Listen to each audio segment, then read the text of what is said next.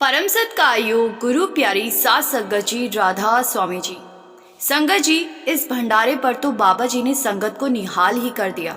लग ही नहीं रहा कि बाबा जी ने गद्दी हजूर जी को सौंप दी है, क्योंकि शुक्रवार से लेकर आज रविवार तक बाबा जी ने ही सारे कार्यक्रम खुद किए जी। हजूर जी बाबा जी के साथ जरूर बैठे, लेकिन शुक्रवार और शनिवार के सवाल जवाब और कार दर्शन से लेकर आज रविवार का सत्संग खुद बाबा जी ने ही फरमाया जी। आज का सत्संग सुनकर सच में महसूस होगा कि बाबा जी आज कितनी सख्ती से समझा रहे थे जी। संगत जी, बीते 2 दिन बाबा जी ने संगत को खूब हंसाया जी, लेकिन आज बाबा जी ने बहुत गंभीर और सख्त लफ्जों में संगत को समझाया और जहां ज़रूरत महसूस हुई वहां बहुत डांट लगाते हुए भी बहुत कुछ समझाया जी। लेकिन बाबा जी की ये डांट प्रेम से भरी थी जी। आज बाबा जी ने स्वामी जी महाराज की बानी धुन सुन के मन समझाई, कोट जतन से ये नहीं मानी पर आधारित पूरा 1 घंटा 5 मिनट का सत्संग फरमाया जी। बाबा जी ने कहा, ये बानी स्वामी जी महाराज ने उचारी थी। इसमें सबसे बड़ी आध्यात्मिक बाधा का जिक्र है और वो है मन की रुकावट। जब तक मन हमारे वश में नहीं आता, हम अपने ही बनाए बंधनों में फंसे रहते, और जब मन वश में आ जाए, इंसान फिर हर वो काम कर सकता है जो सच में उसके लिए कल्याणकारी है। बाबा जी ने आगे समझाते हुए फरमाया कि आज हम जो कुछ भी करते हैं वो सब मन के माध्यम से ही करते हैं। आज हम मन के अधीन हुए पड़े हैं। हमें मन को अपना गुलाम बनाना था, लेकिन हम खुद उसके गुलाम बने बैठे। इसीलिए ही तो बानी में कहा गया है, मन जीते जग जीत। स्वामी जी ने भी फरमाया था, जिसने मन को जीत लिया समझो उसने सब कुछ जीत लिया जी। ये पूरी लड़ाई मन की है, और मन की सबसे बड़ी कमजोरी क्या है कि ये बहुत जल्दी किसी भी चीज से प्रभावित हो जाता है। बाबा जी ने आगे समझाया कि हम बच्चों को समझाते हैं कि गलत संगत में मत जाओ, क्योंकि मन जहां बैठता है वैसा ही बन जाता है। अगर जुआरियों में बैठोगे तो आदतें वैसी ही हो जाएगी। चोरों की संगत में बैठोगे तो मन वही रास्ता पकड़ लेगा। हमारी संगत हमारे मन के रंग को बदल देती है। उसी तरह अगर हम संत महात्माओं की संगत में बैठेंगे, सत्संगों में जाएंगे, तो मन भी उसी दिशा में ढलने लगेगा। स्वामी जी की पंक्ति कोट जतन से ये नहीं मानी, धुन सुनकर मन समझाई का भाव यही है कि मन लाख कोशिशें करने पर भी नहीं मानता, जब तक उसे भीतर की धुन, भीतर की रूहानी रस का स्वाद न मिल जाए। बाबा जी ने आगे फरमाते हुए समझाया कि मन लज्जतों का आशिक है। इसे जब तक कोई बेहतर स्वाद नहीं मिलता, ये पुरानी आदतें कभी नहीं छोड़ता। जब तक इसे भक्ति का आनंद, ध्यान का रस, भीतर की शांति का अनुभव नहीं मिलता, ये बाहर की दौड़ धूप में ही उलझा रहता है। बाबा जी ने आगे समझाते हुए कहा, भक्ति का उद्देश्य क्या है? भक्ति का उद्देश्य है ध्यान को भीतर की ओर मोड़ना, अंतर्मुख होना। जब मन को वो गहरी तृप्ति मिलती है तभी ये शांत होता है। बाबा जी ने आगे फरमाते हुए कहा, ये मन मैला है, अंधा है, किस आप सुनावा। हमारी आंखों के आगे माया का पर्दा पड़ा हुआ है, इसीलिए मन पल पल डगमगाता है, भ्रम में पड़ता है, यहाँ वहाँ भटकता रहता है। मन हर क्षण किसी न किसी प्रभाव में आ जाता है और अपना असली घर भूल जाता है।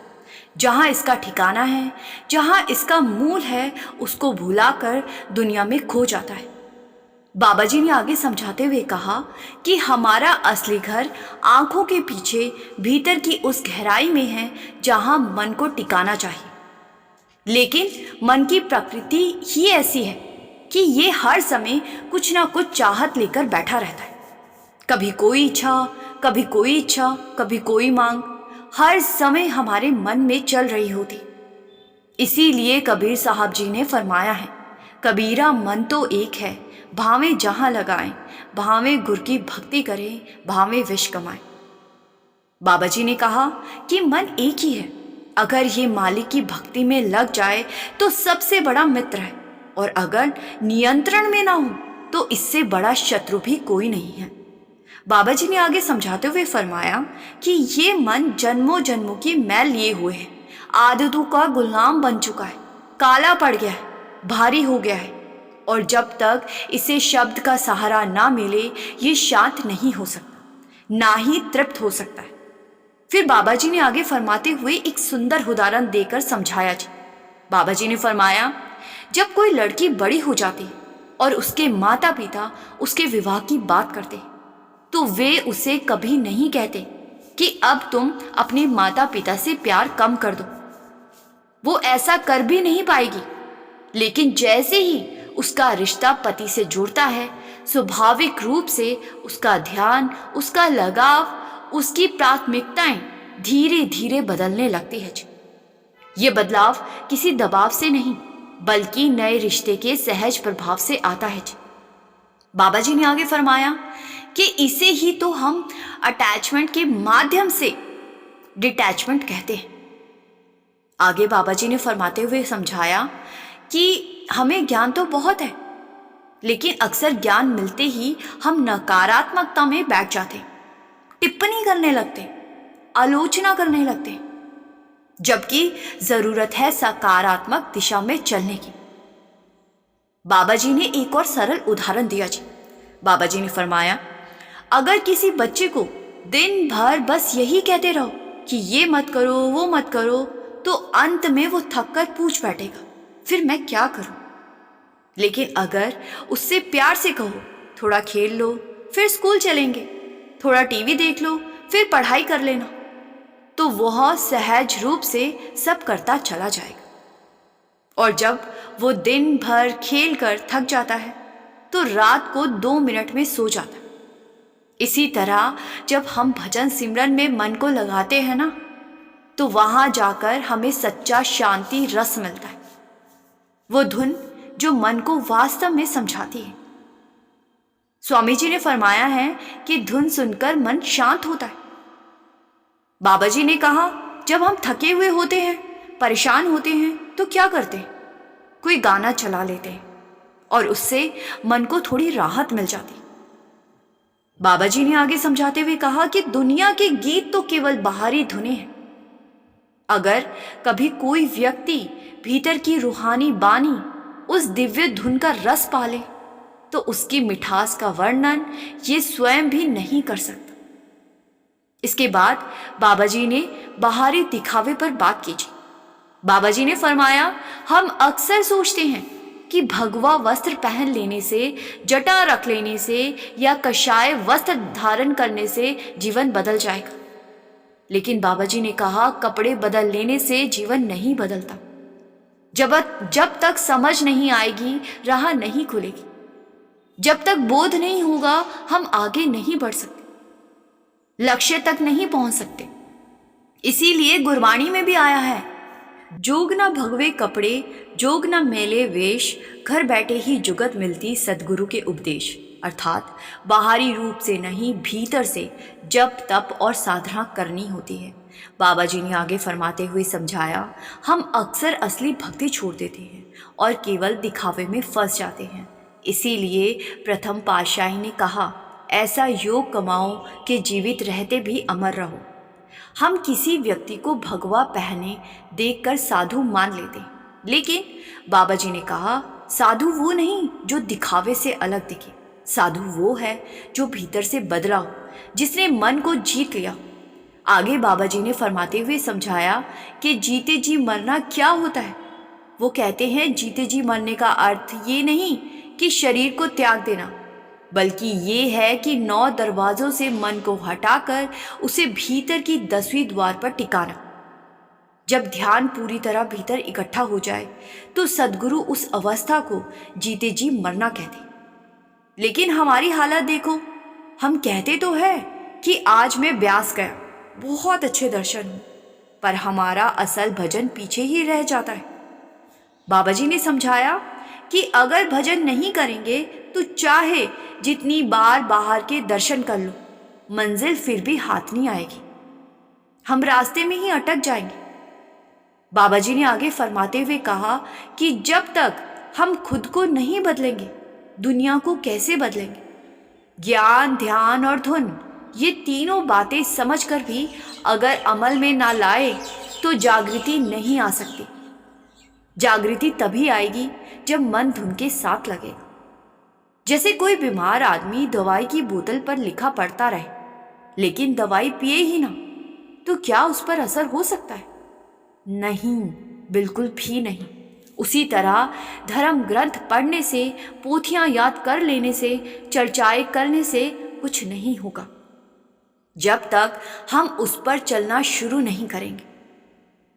बाबा जी ने आगे फरमाते हुए समझाया कि हम इस दुनिया की दौड़ भाग में इतने खो गए हैं कि अपनी असली पहचान को ही भूले बैठे। जैसे हम रोज अपने शरीर की सजावट का ध्यान रखते हैं, अच्छे कपड़े पहनते हैं, बाल संवारते हैं, खुद को सुंदर दिखाने की कोशिश करते हैं, वैसे ही क्या हमने कभी भीतर की सफाई की चिंता की है? हमारा मन जन्मों के कर्मों की मैल से गंदा हुआ पड़ा है। क्या हमने कभी मन को निर्मल करने की कोशिश की है? बाबा जी ने आगे समझाते हुए फरमाया कि जन्म जन्म की इस मन को मैल लागी, काला हो या स्याह।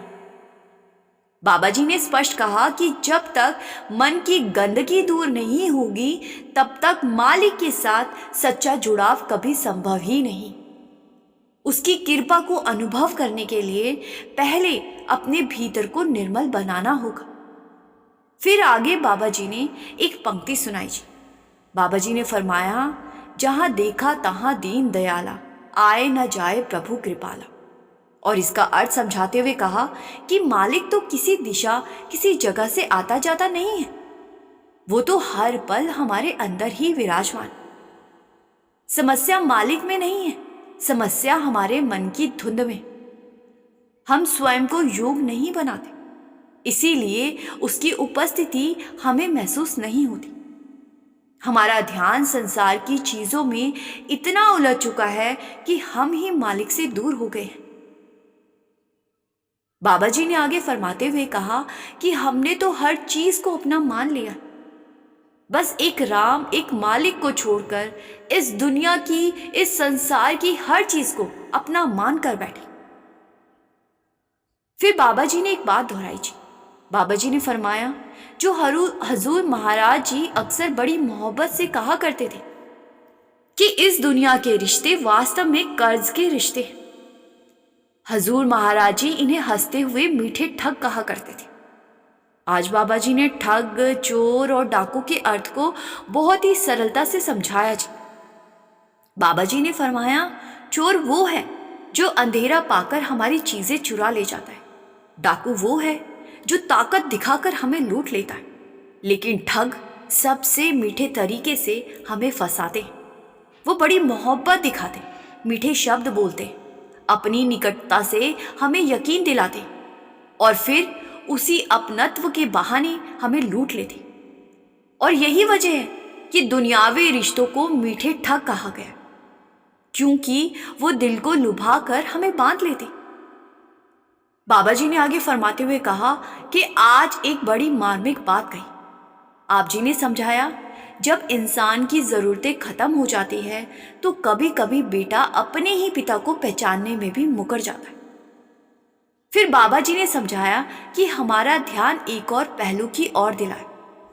बाबा जी ने कहा, हम अपनी जिंदगी का लगभग 90% समय दुनिया की चिंताओं, इच्छाओं और भाग दौड़ में गंवा देते और मालिक के लिए मुश्किल से 10% भी नहीं देते। लेकिन आप जी ने समझाते हुए कहा कि यदि ये छोटा सा 10वां% भी सच्चे मन से मालिक को सौंप दे, तो पूरी श्रद्धा के साथ उसके नाम कर दे, तो फिर जीवन में कभी पीछे मुड़कर देखने की जरूरत ही नहीं पड़ेगी।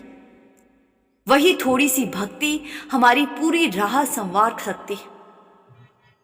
इसके बाद बाबा जी ने फरमाते हुए कहा कि एक और बात जो सीधा दिल में बैठ गई जी।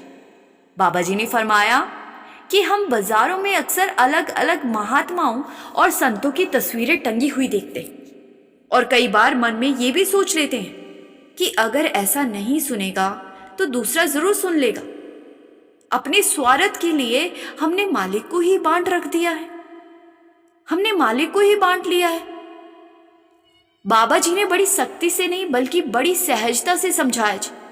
बाबा जी ने फरमाया, क्या हमें सच में लगता है कि मालिक एक से ज्यादा है? फिर आप जी ने कहा कि सच्चाई तो एकदम सीधी है, मालिक सिर्फ एक है। जैसे एक पिता के कई बेटे हो सकते हैं, ऐसे ही हम सब उसी एक मालिक की संतान हैं। ना मालिक बदलता है ना उसकी सत्ता बदलती है, और यही सच है। हम तो सिर्फ उस एक से नाता जोड़ने के लिए यहां आए। बाबा जी ने समझाते हुए कहा, बाबा जी ने कहा, एकस पिता एक के हम बारे। आगे बाबा जी ने फरमाते हुए कहा, मन मेरे उसी का आसरा रख जो सबका मालिक है और जो हर जगह समाया हुआ है। तुलसी साहब की बानी का जिक्र करते हुए समझाया गया कि अपने हृदय को एक दर्पण बना ले और सच्चाई को पहचान। वो कहते हैं तमाशा वही है जिसमें कोई हकीकत नहीं होती। ये जो दुनिया है ये भी एक तमाशा है, एक रंग मंच है। यहाँ हर किसी को इसमें अपना किरदार निभाना है, और जैसे ही पर्दा गिरता है ना कोई पिता रह जाता है ना कोई पुत्र। जब तक मंच पर है किरदार निभा रहे हैं, कोई बाप का किरदार निभा रहा है तो कोई बेटे का। पर जैसे ही उस परम पिता निर्देशक का इशारा होता है तो हमें इस रंग मंच से उतरना पड़ता है जी। और हमारे उतरने के साथ ही हमारी पहचान, हमारे रिश्ते सब खत्म हो जाते। बाबा जी ने आगे फरमाते हुए समझाया कि इस दुनिया में हमारा आना कोई संयोग नहीं है। हम यहां अपने किए हुए कर्मों का हिसाब चुकाने आए हैं। हर कर्म का परिणाम हमें भुगतना ही होता है, और ये मानव शरीर भी उन्हीं कर्मों का फल है। लेकिन इंसानी जन्म ऐसा अनमोल अवसर पाकर भी हम अपनी वास्तविक जिम्मेदारी को याद नहीं रख पाए। हम प्रभु के सामने भी सिर्फ दुनिया की चीजें ही मांगते रहते, सुख सुविधा, धन, रिश्ते, सब कुछ मांगते। बस वही नहीं मांगते जो हमें जन्म मरण के चक्कर से निकाल सकता है। बाबा जी ने साफ कहा कि नाम की कमाई के बिना 84 लाख जूनियों की गति से भी कभी छुटकारा नहीं मिल सकता। फिर इसके बाद आप जी ने तमाशे की हकीकत को और गहराई से समझाया जी। बाबा जी ने फरमाया कि ये पूरा संसार माया की बनाई हुई एक रंगमंच की तरह है, एक ऐसा आकर्षण जाल जो मन को खींचने और उलझाने के लिए रचा गया है। हम अपने असल को भुलाकर इसी छलावे में खो जाते और फिर उसी में फंसते चले जाते। बाबा जी ने एक बहुत ही सुंदर उदाहरण दिया जी। बाबा जी ने फरमाया, माता पिता अपने बच्चों के लिए हर संभव कोशिश करते हैं, उन्हें अच्छी शिक्षा देते हैं, परवरिश का पूरा ध्यान रखते हैं। लेकिन अगर बच्चा बड़ा होकर गलत राह पकड़ ले तो इसका दोष माता पिता पर नहीं लगाया जा सकता। बिल्कुल इसी तरह मालिक ने भी हमें बुद्धि, समझ और विवेक जैसी अनमोल चीजें दी ताकि हम अपने जीवन का वास्तविक मकसद पूरा कर सकें। लेकिन अगर हम स्वयं ही गलत दिशा चुन ले, भ्रम में पड़ जाएं, माया के पीछे भागने लगे, तो इसमें मालिक का कोई दोष नहीं है जी। आगे बाबा जी ने फरमाते हुए समझाया कि पशु केवल प्रतिक्रिया करते हैं, लेकिन इंसान को प्रभु ने सोचने, परखने और निर्णय करने की क्षमता दी। हमारा उठाया हर कदम या तो हमें मंजिल के करीब ले जाता है या फिर राह से भटका देता है। बाबा जी ने पूछा, क्या हमने कभी रुककर यह सोचा है कि प्रभु ने हमें मनुष्य शरीर आखिर क्यों दिया है? बाबा जी ने कहा कि हमारा असली काम है अपने ध्यान को मालिक की ओर टिकाना। बाबा जी ने स्पष्ट रूप से समझाते हुए कहा कि अंतिम घड़ी में यदि हमारा ध्यान मालिक में स्थिर होगा तो वही हमारा सहारा बने। लेकिन अगर मन पूरी उम्र संसार में उलझा रहा, वहीं चिपका रहा, तो जन्म और मनन का चक्र यूं ही घूमता रहेगा। फिर बाबा जी ने सुख की खोज पर बात की जी। बाबा जी ने फरमाया, हम हमेशा आनंद की तलाश में भागते रहते हैं, लेकिन माया हमें सिर्फ जलन, लालसा और बेचैनी ही देती है। संसार की कोई भी वस्तु स्थायी सुख नहीं दे सकती। कबीर साहब जी कह गए कि ये मनुष्य जीवन मालिक की प्राप्ति के लिए मिला है। मीराबाई अपनी बानी में कहती है, धनवान दुखी है, निर्धन भी दुख के ही स्वरूप में है, क्योंकि पूरा संसार माया के जाल में फंसा हुआ है। सुख किसी को बाहरी चीजों से नहीं मिलता। बाबा जी ने आगे समझाते हुए कहा कि जब तक मन शांत नहीं होता, जीवन में स्थिरता नहीं आ सकती। बाहरी स्तर पर हम चाहे कितना भी कर ले, अगर भीतर अशांति है तो सब व्यर्थ है। यही मन हमें संसार की ओर खींचता है, यही मन हमें माया में उलझाए रखता है। आप जी ने आगे समझाते हुए कहा कि मालिक ने जो कुछ हमें दिया है, हम उसकी कदर ही नहीं कर पाए, उल्टा उससे और चीजें मांगने लगते हैं। हमें मालिक की दिया हमेशा कम ही लगता है, लेकिन मालिक कभी गलती नहीं करता। वो हमें वही देता है जो हमारे भले के लिए सही होता है, चाहे हमें उस समय समझ आए या ना आए। आगे बाबा जी ने फरमाते हुए कहा कि मालिक ने हमें जीवन में इतना कुछ दे दिया है कि हमारी पहली जिम्मेदारी सिर्फ शुक्राना अदा करना है। जब इंसान दिल से आभारी बच जाता है तो मालिक स्वयं उसका भार उठा लेता है। जैसे माता पिता अपने बच्चों में कोई भेदभाव नहीं रखते, वैसे ही मालिक भी अपनी सृष्टि में किसी के साथ फर्क नहीं करते।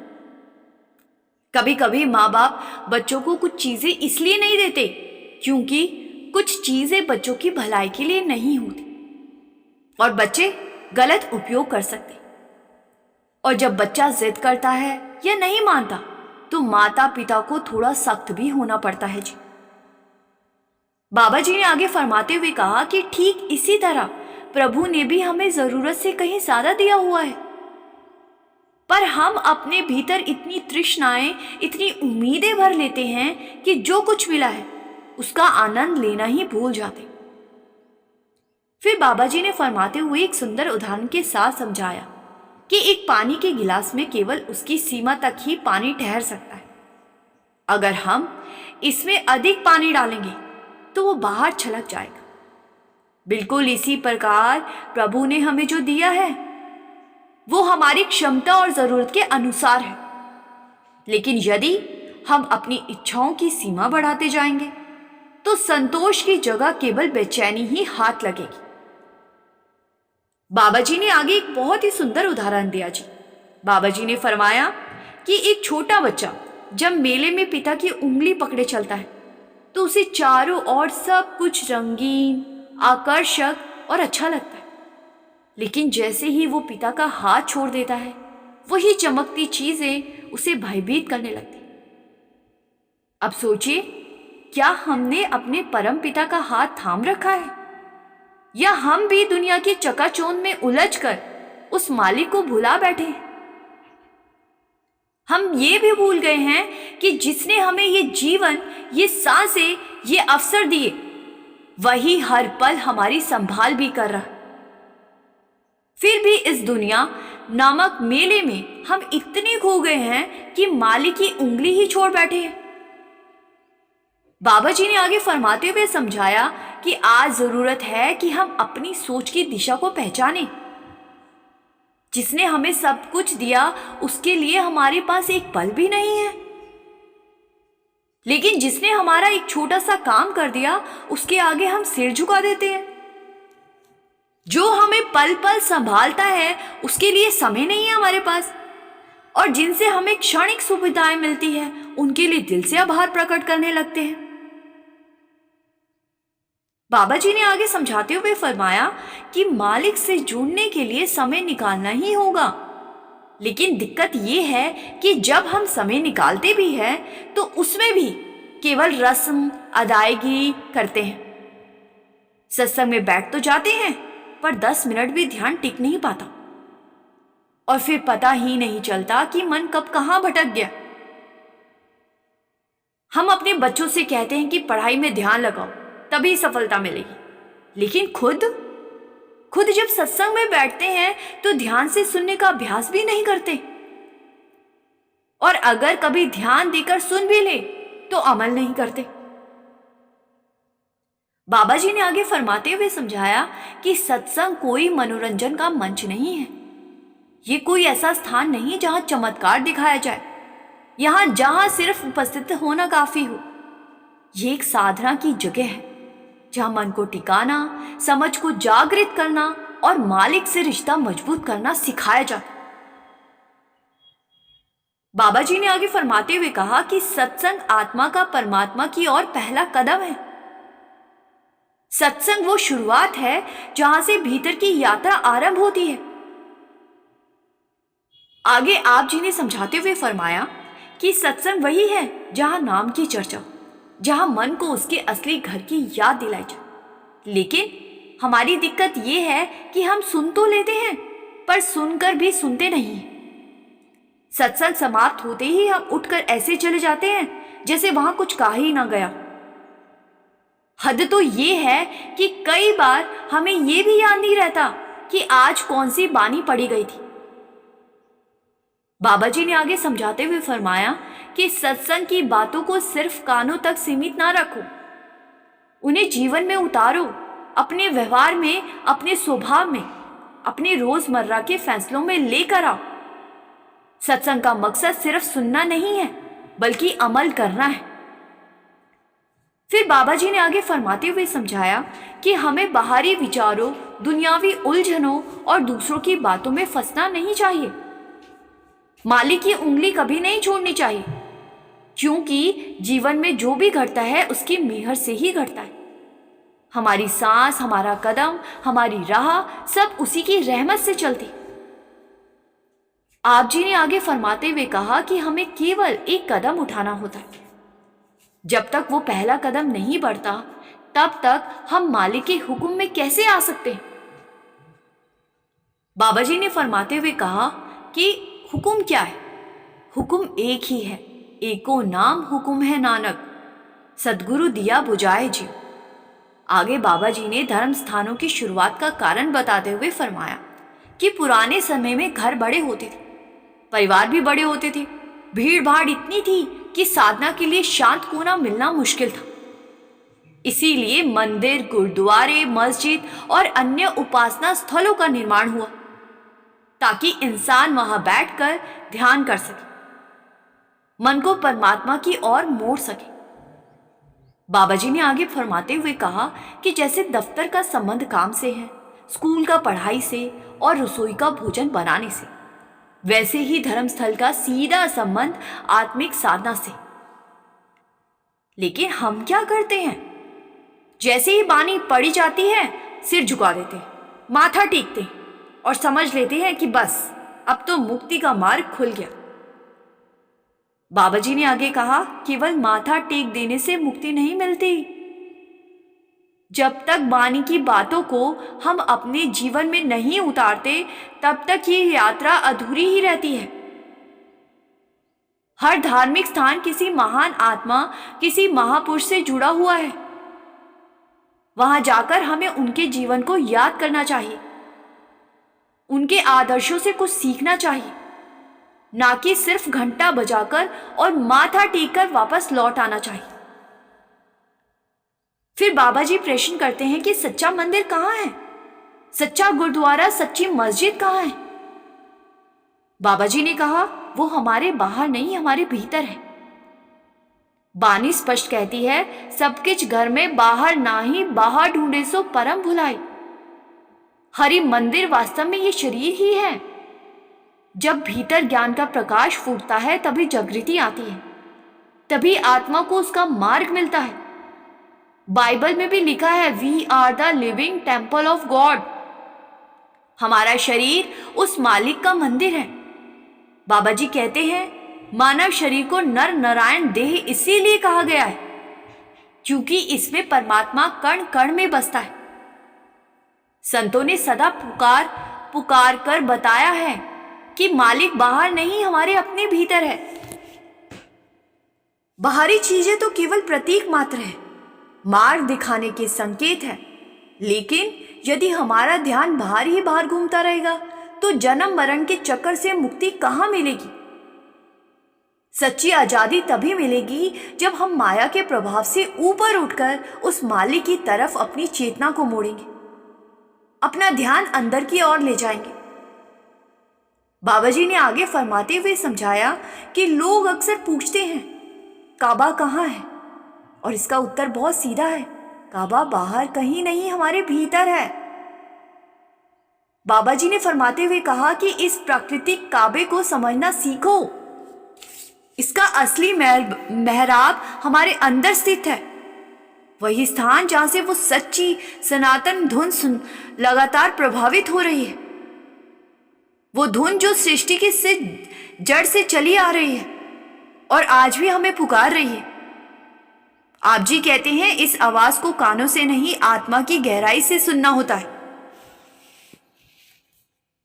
हम जब भीतर उतरते हैं, मन को शांत और निर्मल बनाते हैं, तभी ये अनहद धुन सुनाई देने लगती है। बानी में आया है, धुन वाजे अनहद घोर गोरा, मन मान्या हरि रस मोरा। यही वो अनुभूति है जो तब प्रकट होती है जब भीतर की सफाई और स्थिरता प्राप्त हो जाती। बाबा जी ने आगे फरमाते हुए समझाया कि जिस तरह शाम के समय हम टहलने निकलते हैं और कभी कभी रास्ता भटक जाते हैं, वैसे ही आत्मा भी भटक जाती, लेकिन फिर एक हल्की सी पुकार, कोई भीतर की ओर खींच, उसे उसकी मूल राह पर लौटा लाती। उसी तरह हमें भी उस अनहद नाद को पकड़कर अपनी यात्रा को ऊपर की ओर, ऊंची मंजिलों की ओर ले जाना है। बानी में भी कहा गया है, बानी वजी जुगो साचो सास सुनाई। इस बानी का रिश्ता सीधे सीधे हमारे भीतर उठने वाली उस दिव्य आवाज से है। और फिर आगे बाबा जी ने फरमाते हुए कहा, एक नाम जग चार उतारे, यानी वही एक नाम जो चारों युगों में जीवों का बेड़ा पार लगाता आया है, उसी को पकड़कर आगे बढ़ना है।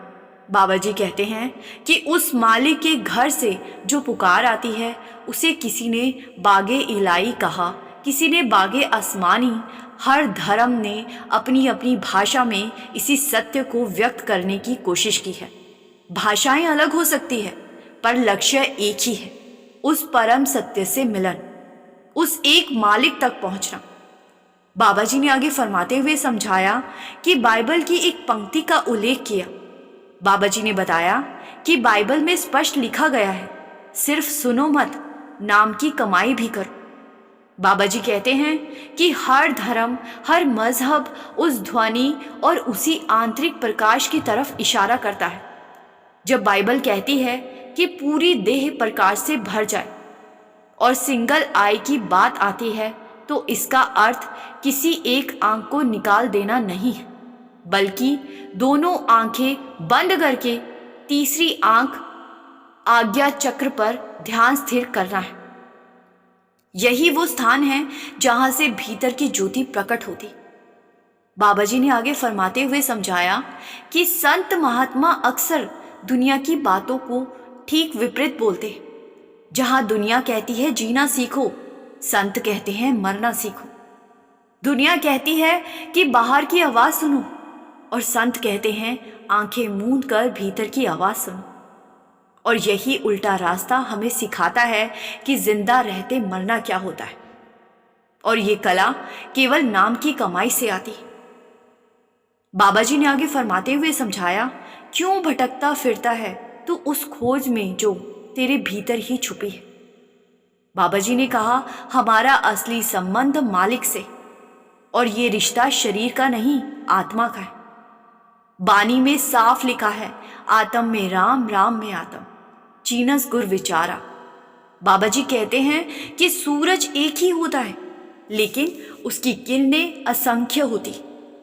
उसी तरह एक परमात्मा ने इस पूरी सृष्टि को रचा, और जो मार्ग हमें उसकी ओर ले जाता है, वो बाहर नहीं, हमारी ही नाड़ियों के भीतर है।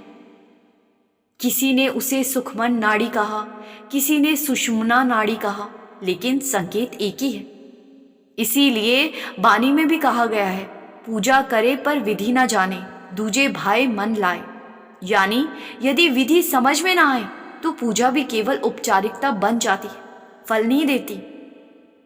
संगत जी, ये सब कुछ बाबा जी पहले भी हजारों बार हमें समझाते आए हैं जी, और अब भी समझा रहे हैं जी। अगर हम अब भी नहीं समझे तो इसमें गलती सिर्फ और सिर्फ हमारी ही होगी जी। अब भी वक्त है जी कि हम संभल जाएं। संगत जी, अब आपसे एक ही बेनती है जी कि प्रेम से कमेंट में राधा स्वामी ज़रूर लिख दीजिए जी, और संगत के अपने इस चैनल रूहानी सफ़र को सब्सक्राइब करना मत भूलिए जी। गुरु प्यारी साथ संगत जी, राधा स्वामी जी।